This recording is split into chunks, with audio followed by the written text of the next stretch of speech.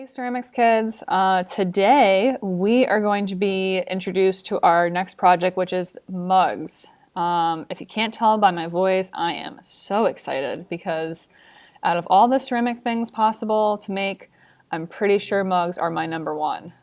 Can't get enough. I've been collecting mugs since before you were born, and I will continue collecting mugs till the day I die. So, that does mean that I do have higher expectations when it comes to what makes a mug functional and what makes it so perfect and amazing.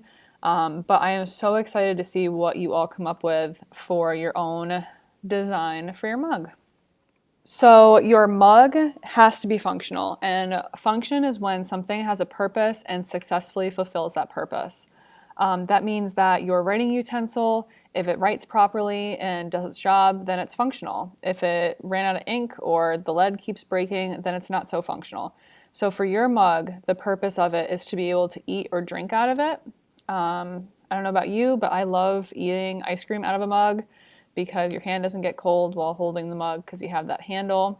Or maybe drinking soup, same thing, your hand doesn't burn because you have that handle to hold while you're eating and drinking your soup. So first and foremost, your mug has to be functional. In order to receive good grade, it should have some type of decoration. Please don't mind the face situation. You don't have to put a face on your mug, but you can if you want. But you should have some type of decoration happening on your mug. Your mug has to be functional, as in it holds liquid or food without having holes in it or dribbling out.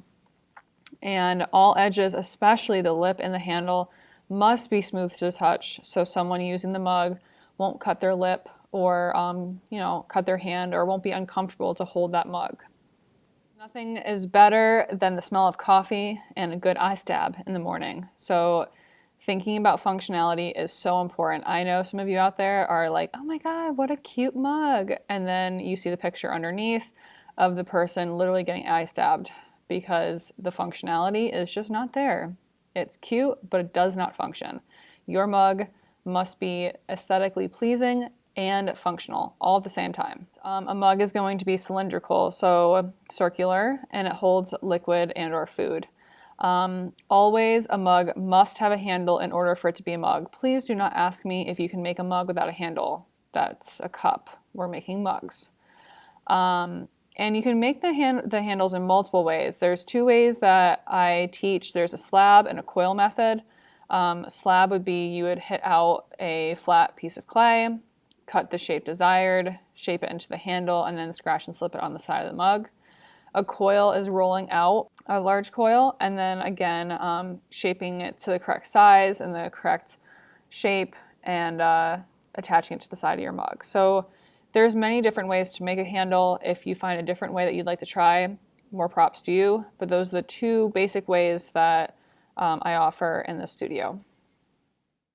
So I found this diagram of the anatomy of a coffee mug, which I think was kind of nice to see because it gives you an idea as to the thought process that goes into how an artist makes a mug. We're not going to be so concerned about the internal shape or wall thickness because your wall thickness is going to be even throughout, or the volume, but we are going to be looking at the mouth width, so figuring out the width of the mug, as well as the shape, the lip shape, and external shape of the mug. My ceramics 1s, you'll most likely be making a cylinder, whereas my ceramics 2s, since you have already made or worked with slabs before, you can go ahead and choose a different shape to work with, which does include having to make a different template. But the biggest thing is just kind of looking at, it's telling you how the lip shape influences how the mug interacts with the person that's drinking from it. Or the external shape is how the mug looks and feels.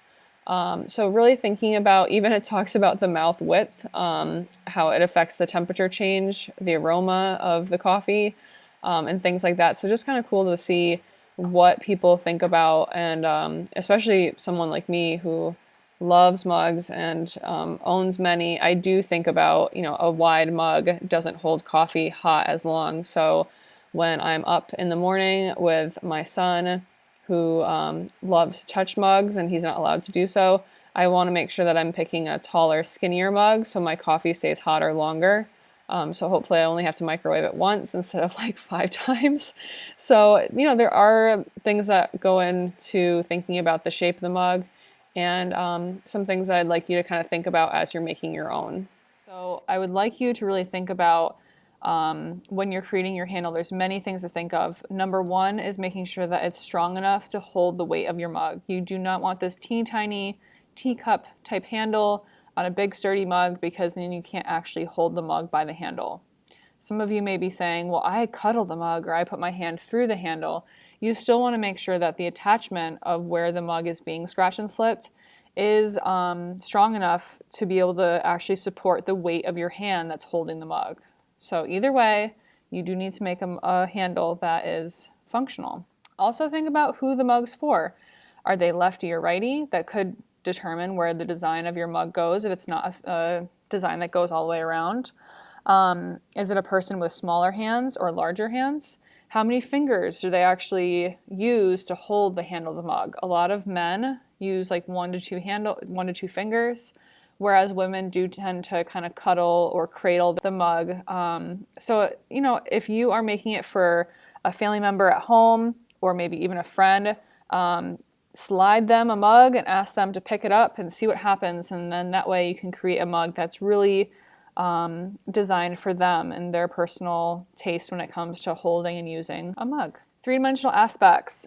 Please make sure your mug does have 3D details as possible, as long as it functions.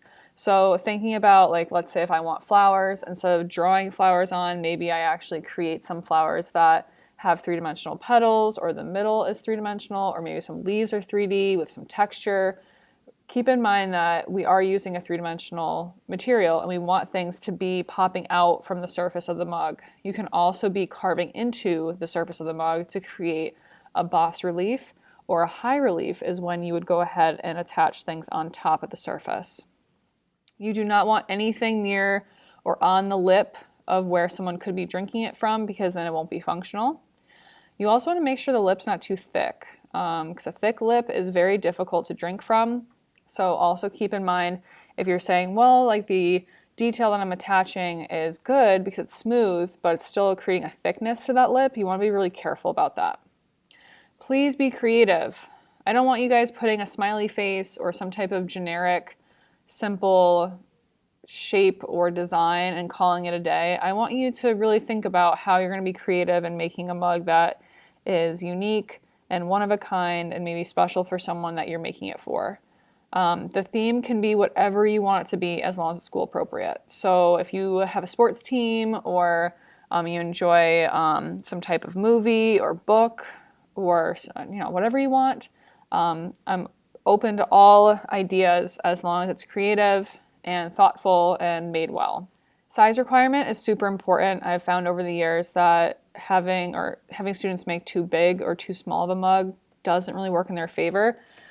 So even though I'm allowing you to make whatever type of themed mug you want, I am asking you to make sure your mug is within these size requirements. So the mug should be 4 inches wide and 5 to 6 inches tall. More on the 5 inches tall side of things, because if you get too tall, then your handle also needs to be thick enough or sturdy enough to hold that whole weight. Think of that 6-inch tall mug having a full thing of hot chocolate or coffee or tea. It's going to be heavy, and so you really want to make sure to be cautious of making a really big mug. So that's why those requirements are there. 4 inches wide and 5 inches tall. My ceramics ones, I will be giving you a step-by-step instruction on how to make the basic form of your mug, so you can follow along with those. They are going to be modified because we are not using a slab roller. So if you are finding that throwing a slab is too difficult, we may need to go ahead and modify it to a coil. However, I would like everyone practicing how to throw a slab. So we'll kind of go through that and watch some videos and talk about how to do that successfully, so that we can all make slabs that are big enough for our templates, which is also part of the instructions that we'll talk about probably after this. I am so excited. I cannot wait to get going. I love mugs. Everything about it just makes me happy. Nothing like a good cup of coffee in the morning and a handmade mug. And I'm hoping that you all make something that you're super happy with and proud of. And yeah, let's go ahead and move on to our next step.